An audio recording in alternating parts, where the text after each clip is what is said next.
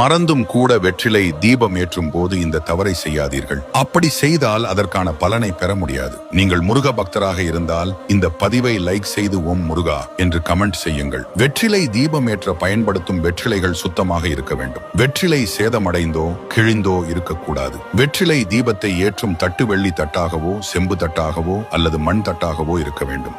வெற்றிலை தீபம் ஏற்றும் போது திரி பஞ்சு திரியாக இருக்க வேண்டும். வெற்றிலை தீபம் பசு நெய்யால் ஏற்றினால் மிகுந்த பலன் உண்டு. நெய் இல்லை என்றால் நல்லெண்ணெயில் ஏற்றலாம். நாம் வெற்றிலை தீபம் முருகப்பெருமானின் திருவுருவத்தை பார்த்த மாதிரிதான் இருக்க வேண்டும்.